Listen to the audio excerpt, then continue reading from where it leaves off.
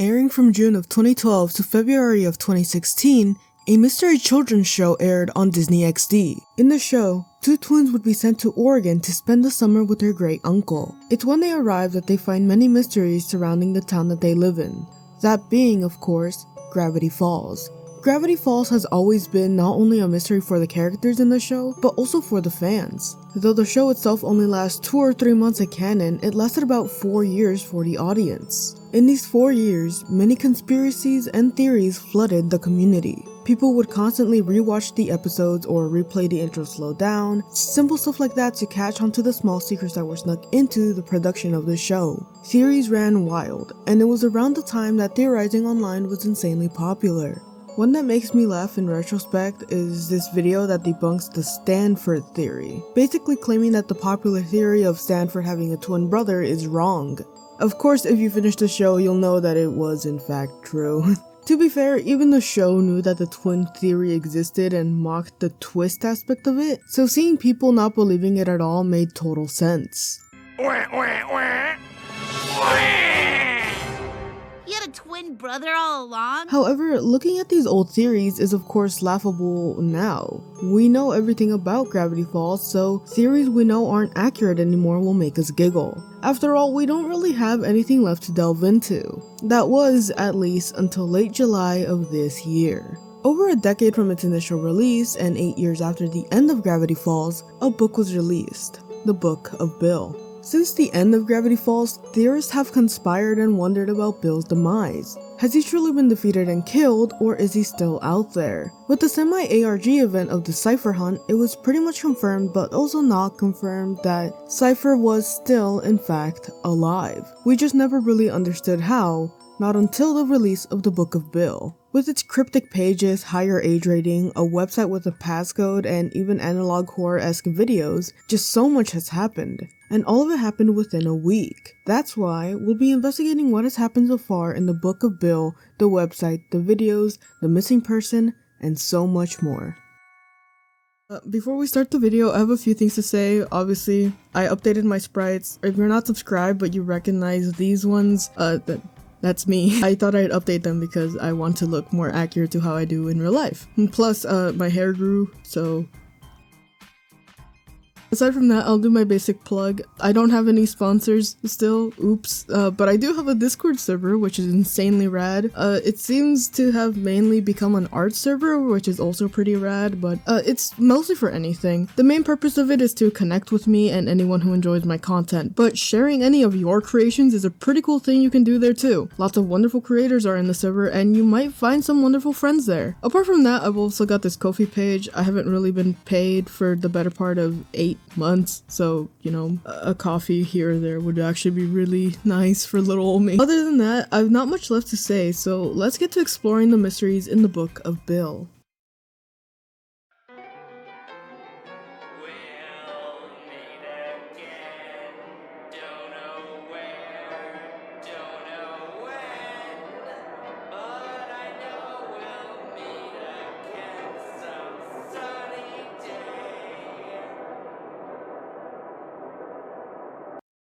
As I mentioned before, Gravity Falls began its airing in the summer of June in 2012. Two twins, Dipper and Mabel Pines, are sent here by their parents to spend it with their great uncle, though in the show he is referred to as their grunkle, Stanford Pines. Dipper and some others in the small town find books detailing the mysterious events and creatures. The author of all these books is unknown and is the biggest mystery in the show. However, through tribulations and mystery solving, both by the twins and the fans, we soon discover that Grunkle Stanford is actually Stan Lee. As well, the actual Stanford is the secret author that has been behind the only clues Dipper has had about the mysteries of Gravity Falls. Gravity Falls is a short series compared to many other cartoons at the time, and it's the most thought out and balanced throughout its entire production. Details that make no sense in the past or need extra time to make sense, up to 3 years, are executed perfectly in their delivery, no matter how long they take. As well, horror elements are communicated so well for it being a children's show. Seriously, I have no clue how they got away with the majority of the scenes in Weirdmageddon, or even the show in general. However, all of these mysteries were laid to rest with the end of the show. Bill was dead, and everyone was left living happily ever after. However, something small would arise a few years later. Well, small at the start. The CIPHER hunt, beginning in the summer of 2016, was an ARG launched by the creator of Gravity Falls, Alex Hirsch. It was a scavenger hunt, the main purpose being to locate this statue of Bill Cipher, that of which was showcased at the end of the show. The scavenger hunt began all the way in Russia,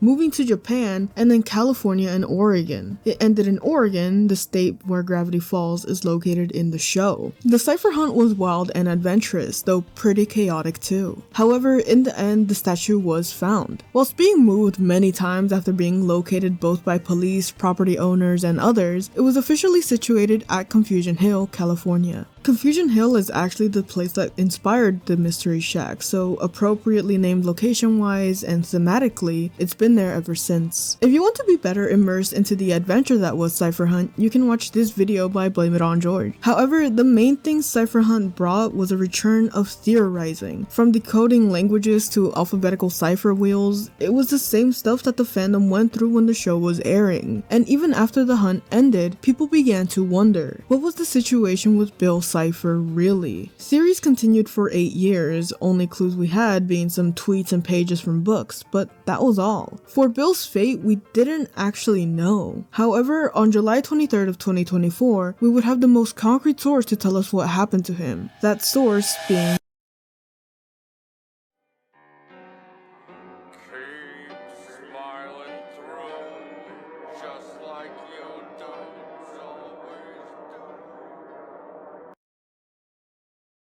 Bill Cipher is, of course, the main antagonist of Gravity Falls, even if he wasn't originally meant to be. I mean, what is more evil for a villain? Having a backstory that turns you into an evil monster, or having nothing really to make you a monster at all? It's true that Cipher has many motivations in the show to become the way that he is, and as evil as he is. But in the end, he is evil because he chooses to be. So naturally, why wouldn't he make a book all about himself? The Book of Bill is written, of course, by Bill. However, many of the excerpts in the book are actually written by other characters. When we open the book, we actually find a warning from Stanford Pines. These pages are taped onto the book rather than actually written, seemingly since Bill can alter pages themselves however he wants. Ford randomly came across this book, and no matter what he does to get rid of it, it always returns. Not knowing what else to do, he throws it into a leftover rift of weirdness to get rid of it. Unbeknownst to him, this is what gets the book into your hands. When you acquire the book, you're met with Bill talking to you directly. In order to access the book, you have to give him some of your blood with your thumbprint. As well, you have to make a deal with him that he will detail later. Obviously, it's a stupid idea, but since your blood is already on the page, there's no option than to keep reading.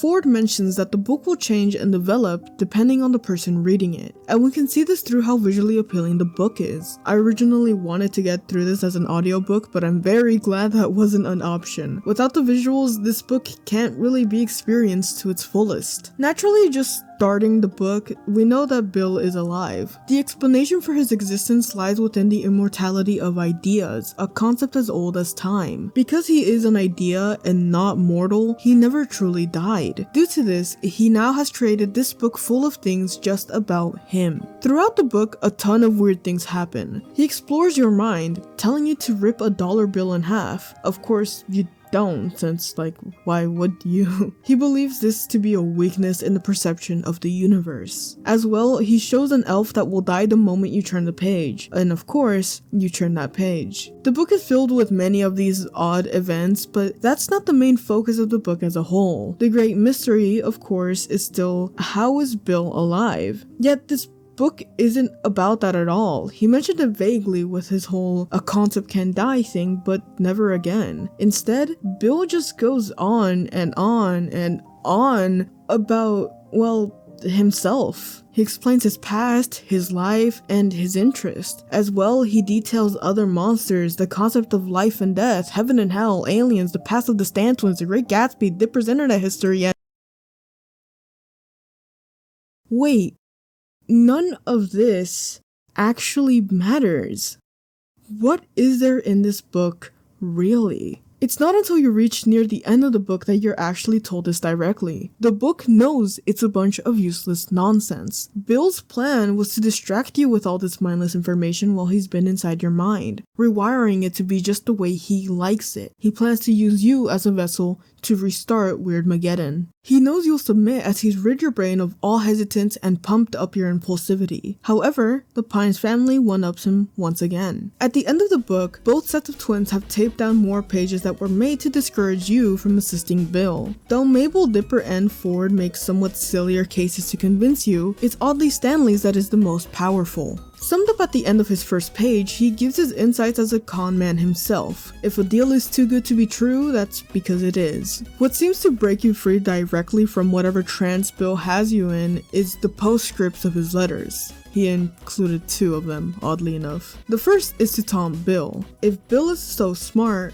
how come we're so much happier than him? The second is more than that. It's just a dollar bill being torn in half. Though we can just assume Stanley would do this as a sick pun from Bill and dollar bill, we can connect this to the challenge presumed by CIPHER earlier. Stanley is this money-hungry con artist that will do anything to earn a buck. However, his sheer hatred for Bill CIPHER and love for his family positioned him to not only challenge the rhetoric he hadn't yet seen, but to act against his most basic of instincts. All of this sends CIPHER spiraling, and seeing that you've regained your self-awareness, he's essentially second-bested in his attempt to rule the world.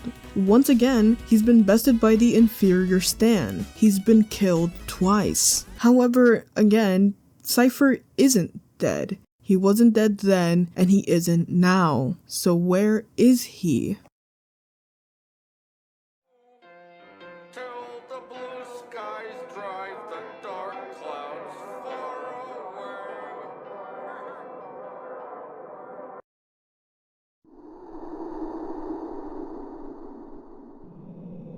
On the day Bill CIPHER died, he used the trick he never tried.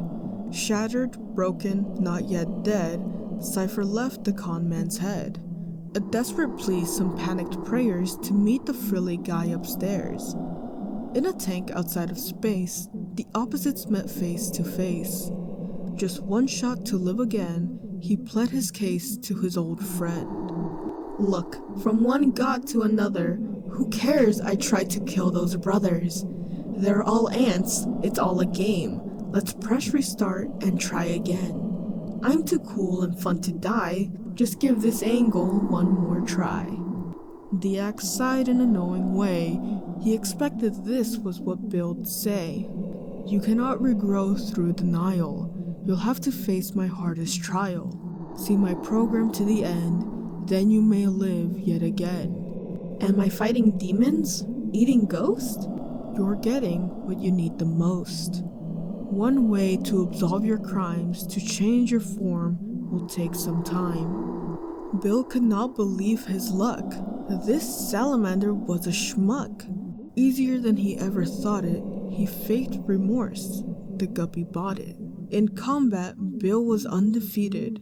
Whatever challenge, he could beat it. Bill shook the axe's hand with glee. How bad could these trials be? That's right, the great and powerful Bill CIPHER ended up getting sent to therapy by the AXOLOTL. If you don't know, the AXOLOTL is basically the biggest and greatest being in the entire universe of Gravity Falls. More powerful than Time Baby and even more so Bill CIPHER. The AXOLOTL not only let him live, although more, again, as a concept and actually being alive like before, though only if he went to therapy and rehab. This place is called the Theraprism. Many monsters are held here, of course, including Bill CIPHER. It's here where we're given a formal apology from the Theraprism, along with the image of Bill CIPHER desperately scrapbooking with it. We can assume that this is the book we've been reading the whole time. The Theraprism at the end of the apology promises to give Bill CIPHER 5 more minutes with the book before they eventually have to confiscate it. In his last 5 minutes with the book, he's essentially cursing us over and over and yelling about his impossible reformation, before finally, the book is over. Though this book is the most nothing sandwich a book can be, said by Bill himself, there's still a lot that's fun to read within it. I noted some of the most interesting bits I found in the book lore-wise that may not be important, but still fascinating.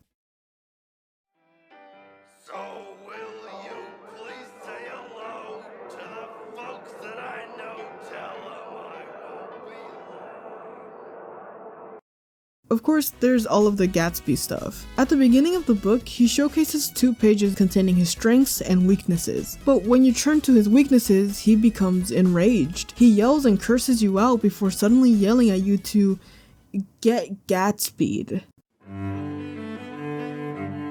About halfway between West Egg and New York, the motor road hastily joins the railroad and runs beside it for a quarter mile, so as to shrink away from a certain desolate area of land. This is a valley of ashes, a fantastic farm where ashes grow like wheat into ridges and hills and grotesque I'm fucking done with that now. I'm not actually reading this stupid novel. The Book of Bill contains a lot of references for The Great Gatsby, but this is the one that made me giggle the most just because of how sudden the transition was. As well, it'll be relevant to something else, so just put a pin in it for later. Oh, here's something else. Did you know that apparently the timeline we saw with the twins beating Bill and surviving is the only timeline where they survive? Bill reveals that in the infinite amount of timelines, the twins almost never make it to 13 years old. He believes that eventually, the twins from other timelines will do something about their ridiculous luck. If you ever watch an episode and think, man, they for sure should have died there, yeah, they did. This is the one timeline where somehow everything just went perfectly and they didn't die. Another small thing, Bill shows off the constant dreams and thoughts of people in the cast. If you've been on Theory YouTube, you will know that Bill is a dream demon. He's from the nightmare dimension, so naturally he causes nightmares. Because of this, he constantly knows what dreams people are having. He briefly mentioned that Deputy Durlin is always thinking about Blubs, and Sheriff Blubs is always thinking about Durlin. It's very sweet, especially after Alex Hirsch confirmed that Blubs and Durlin are in fact a couple. Something that was also very fun to see is how the book describes the relationship with Bill and Stanford. Oddly enough, the two are depicted as a toxic ex-couple, down to how they treated each other to the way they both coped after supposedly breaking up. Bill CIPHER had even gone bar hopping in a more great multiverse way compared to ours after quote-unquote losing Ford. However, what I think is most fun in this book is the silly straw page. This page is Bill having a vacation with himself and iterating many times that the page has absolutely nothing within it, nothing to decode. However, this red silly straw has many numbers tied to it. Many thought that it was alphabetical numerations that could be pieced together, but taking a quick glance at these bigger numbers all the way up to 200, we know that it can't be that. Thankfully, I didn't have to decode this because someone on Reddit figured it out for me. Basically what it is that these number combinations are actually for direct timestamps in episodes. The first number would be the season and the episode, and the next would be the time in the episode. Each of these stamps would result in one brief word before the entire silly straw was decoded. Through this, we find the final message of the silly straw. Twisted out of shape after the kill, the ghosts of his family are haunting him still.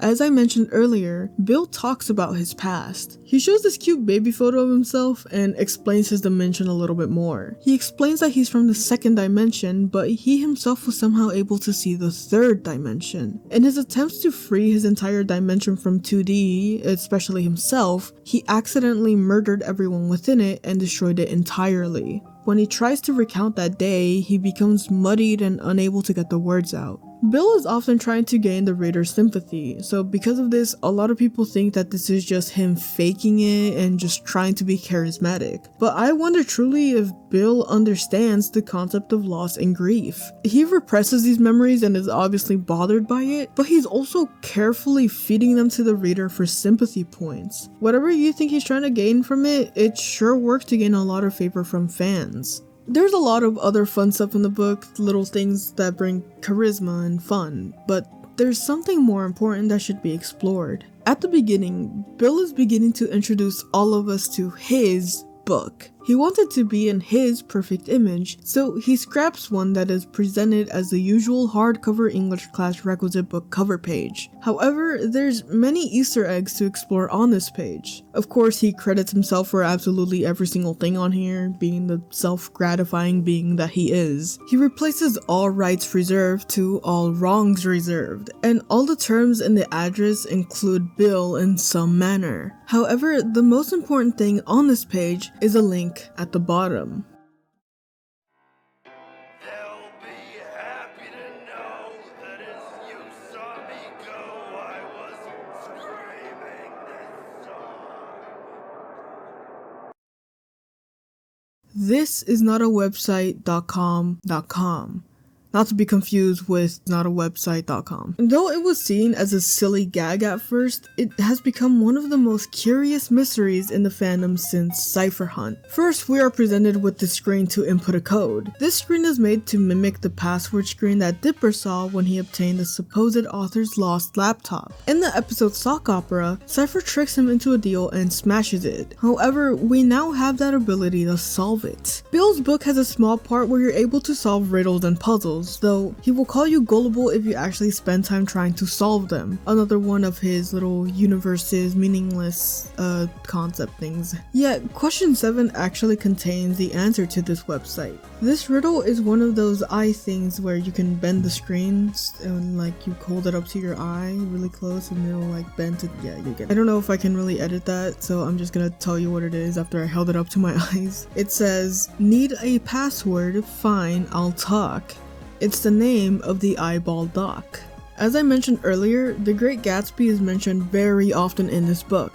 If you haven't read it, go back to doing your 7th grade homework and come back to this later. As you might know, The Great Gatsby is made up significantly out of metaphor and symbolism. One character, Dr. T.J. Eckelberg, is known to have a huge billboard with massive eyes staring down at you. These are known as the eyes of God. Bill seems to have the mindset that he himself is God, so referencing him as the password and eyeball doc just makes sense. After obtaining the password, that being T.J. Eckelberg, you can finally enter it into the website, and when you do, you'll find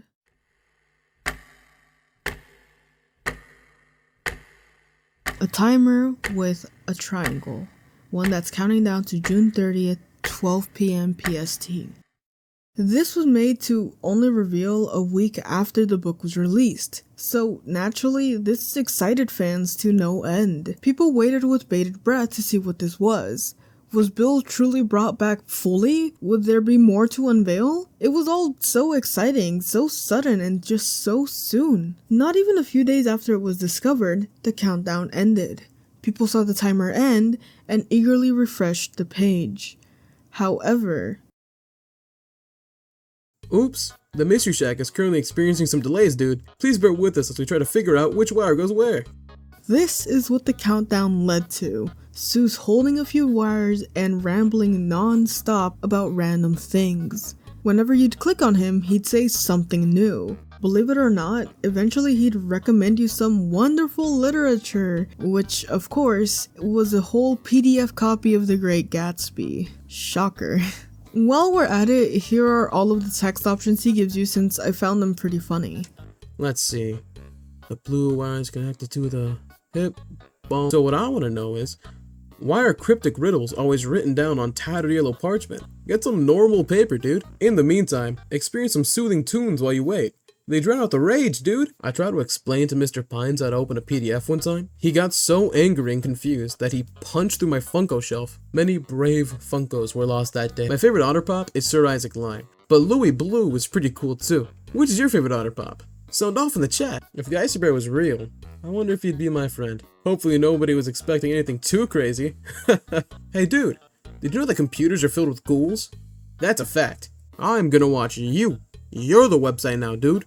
To quote a great man, everything's gonna be alright. Rockabye. I wonder if it's possible to taste your own tongue. I'm gonna get to the bottom of this, dude. Boy, that counter is messed up. I guess we'll be ready when it finally reaches the bottom of... math? Man, I tried to look at that bill book, and it was just a whole bunch of static and the words, he's uncorruptible. What's that mean? Beats me, dog. Are you blanching, girl? Blanching. I'll live up in a tank's still in my head. I can't get this fixed. This will be the final countdown, dudes. Oh man, did you see that the new Sword Birth, The Rise of Swordians, Age of Swords DLC just got delayed again? Don't they understand that as a consumer, my time is valuable? I wonder if I could make a hat small enough to fit on a bird. However, the most interesting dialogue option that he's offered is not actually in English. Zeus will have yellow and unfocused eyes, which is the trademark visual of Bill having taken over them. His message is written in the font 1651 Alchemy Symbols by GLC, not the usual font that's decoded in Gravity Falls. This translates to so many questions. Despite all the build-up and work it takes to get to this website, this is all it really has. If this changes with time, we don't really know yet. Personally, I don't think it will. Zeus's message about hoping nobody expected anything and just this in general, I'm personally of the front that this is the intended end for the website mystery. However, the end of the timer was followed by something else rather interesting. We'll meet again. Don't know where. Don't know when. July 30th, 12 p.m. PST, something else was launched online. As I mentioned, Gravity Falls takes place in Oregon. The Oregon Parks Department's YouTube channel went on to publish many videos at the same time that Zeus appeared on the website. These were all labeled as Gravity Falls Analog Horror. Each video is styled to warn the viewer about certain aspects of their park. I'll detail each video briefly. July 12th. An arrow pointed at a yellow triangle indicates that it's going to be hot. It shows an arrow that is directly on the yellow triangle. July 14th. Coyote remains are found in the shape of a message. It shows a crude carcass that is shaped to say 9 days. July 15th. Investigations about some vandalizations of their signage, showcasing a road sign that is very blurred but reads, "He is coming 8 days." July 16th. A message about pollution and littering. A cup with Bill ciphers on the ground next to a paper indicating that 7 days are left. July 17th. Power outages are occurring and having a flashlight is recommended. A glowing sign is shown with only a few lights working, but the letters that are glowing are reading out, "We'll meet again." July 18th. Warnings of murmuration spottings and to be careful of them, shown with a photo of them forming the words 5 days.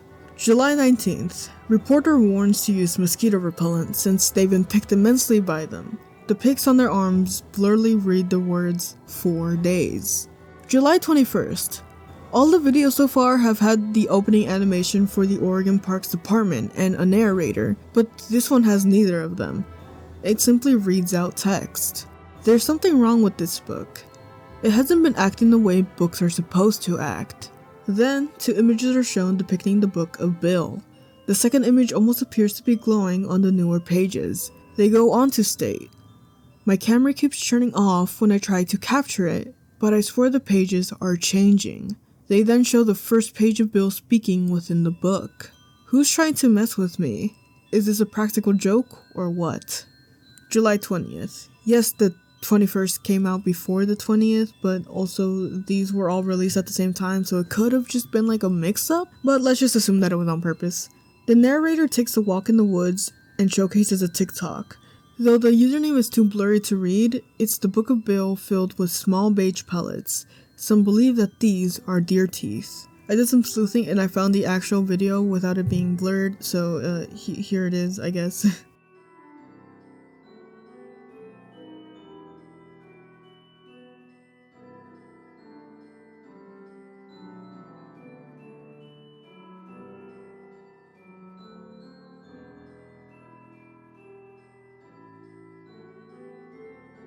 Once again, this video has no intro animation or narration. They detail their headaches and nightmares, and reveal that the book already had their name written inside of it. Despite their fear, they decide to check the book again. When they press the Book of Bill to another book, it infects other books. After becoming more irritated and terrified of the book, they bury it in the woods. This person goes out the next morning for a drink,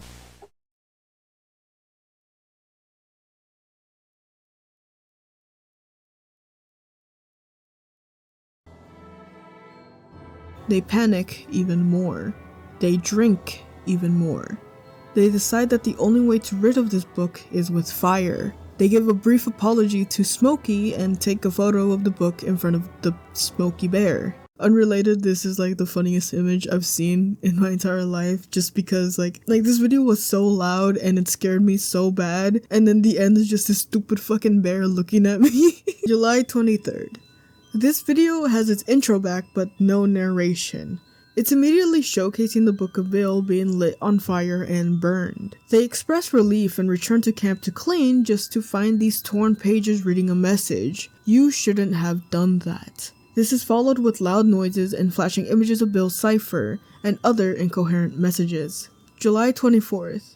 This has the opening of a breaking news report instead of the original intro, followed by a missing persons alert. It shows someone donned in ranger attire, but his face has been blurred by the same glitches depicted in the Book of Bill. He was last seen on July 22nd at the ranger station, wearing the Oregon Parks attire. They ask you to call the following number if you were to see the missing man. Countdown. This video, unlike the rest, was uploaded on July 31st. It shows the laptop from the show, but with the countdown we saw on the website. It's counting down to the last few seconds left before showing Seuss with the cables, just like we saw it. It glitches out suddenly before reading this. It was never going to be that easy. I'm sure Seuss will fix it though. It shows a close-up of his face before briefly cutting to his bill eyes and then flashing images once again. Pine Tree. This video was uploaded on August 1st. We see the question mark and then the pine tree. Through the mannerisms and the tone that the messages are read in, we know Bill Cipher is speaking here. We see a realistic image of Dipper, though he has a mustache and a beard. We can assume that this is his present self, 8 years after the end of the show, and now an adult. From what we can see, despite the cutout eyes, this appears to be James Ritter, the voice of Dipper. Bill mentioned the metal in Ford's mind that prevents him from invading it, but then brings up the fact that Seuss has no protection. It flashes an image of a man that looks similar to Seuss before cutting away instantly. As of right now, that is all we have from the Oregon Parks Department. It's a lot to unpack, but here's what we know. The case counting down all led to the release of the Book of Bill in their time, all counting down until July 23rd in their time. When the ranger that we've been following through these videos burns it, the book seems to come to our world. From what I believe, the burning of this book is a re-entry for Bill Cipher into our dimension. That is why the latest video of Pine Tree depicts Dipper with his voice actor. Bill Cipher now resides in our dimension and is planning his revenge. We don't know the true identity of the ranger, though the closest I can assume is that he is similar to the deputies of the show, Derland and Blubbs. If this is alright, this means that not only is Bill back for sure, but the burning of the book has brought him specifically to us. If that means Alex will begin another ARG or another event for us, only time can tell. Also, if you noticed, July 13th didn't have a video at all. July 13th is also Seuss's birthday. Whatever this skip could mean, we don't know yet. Maybe the ranger was too busy celebrating Seuss's birthday and couldn't film a video, or maybe Bill messed with that footage as something major had occurred. Anything could be possible. As for Dipper with the facial hair, of course this would be because of, the voice actor isn't actually a 12-year-old. However, for lore's sake, we can wonder why he's aged up. These videos are dated specifically to 2024, and the show ended in 2012 in canon time. That would be a 12-year gap, making Dipper 24 to 25 years old. Also, just for fun, here's the unblurred and unedited photos of Jason Ritter in the Dipper cosplay that was used for that video. Not the exact same photo, but clearly the same day that these photos were taken. I'll do my best to update the script and keep updating just everything as more videos and content about this comes out, but my editing does take a few days and I'm bound to miss some things by the time that I upload. And while on that,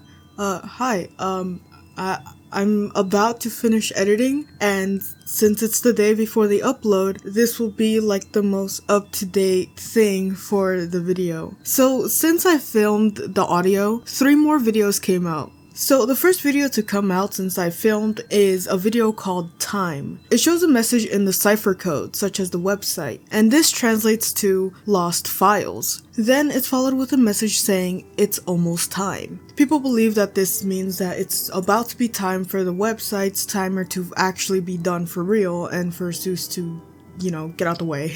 The second video to be uploaded since then is called Find Me. It has a model of the Earth and it zooms in onto a random spot that I couldn't really pinpoint. There's a finger that traces a triangle around a pinpoint on this map. From the tone that we can derive from the text, it's obviously Bill saying that this is where he's located. The final video that we have is called Announcement. Once again, this is framed as though it's made from the Oregon Parks Department. In this video, the Parks Department states that they're going to be shutting down during the investigation of the missing man, who we now know is named Gus M. Burnside. Looking it up, nothing comes up, so I'm pretty sure that this was made specifically for the ARG. However, before the video ends, we get to see a clip of what we can assume is Gus shooting randomly in front of him.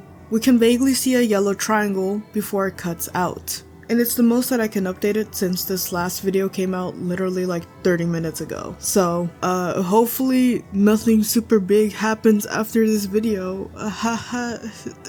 For now though, this is all we know about the Book of Bill and the story that's unfolded around it so far. It's bizarre, it's weird, and it's unapologetically Bill's cipher. It's exciting to see Alex working on this again, especially since it seems he doesn't have to worry about child censorship as much as he did on Disney XD. Whatever he has planned for his next project, I can't wait to see it. Gravity Falls was a pretty significant part of my childhood, as I'm pretty sure many others can say, and theory videos meant a lot to me at the time. Being able to make one myself kind of feels like feeding my younger self with a ton of new exciting theory stuff. If the story continues for a long time, or this itself is the end, I think just being able to hang up this photo of Baby Cypher on my wall was enough to make it all worth it.